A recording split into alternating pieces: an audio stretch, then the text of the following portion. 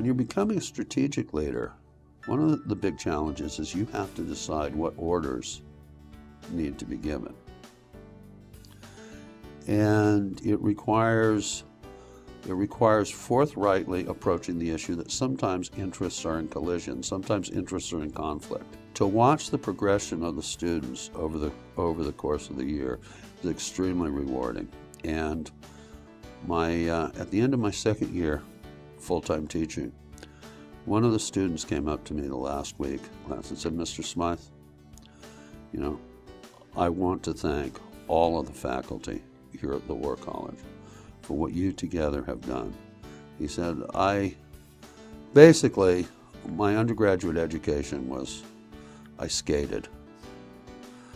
For my first master's degree, I was able to obtain it without sweating too much. He said, but here at the War College, not only have I really been taught to think, I found that I enjoy it.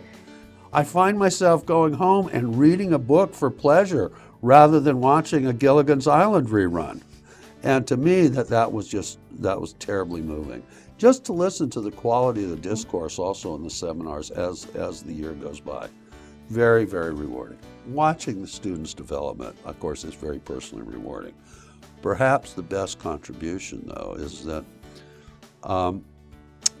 I come from an inherently interagency environment. Most of our students have spent most of their time in an Army environment, not even a joint environment. So whereas I come in with an interagency bias, many of the students come in with the Army's got to do it itself bias, okay? And these are biases, I quite frankly admit that. By being present and showing that no, there is such a thing as interagency operations.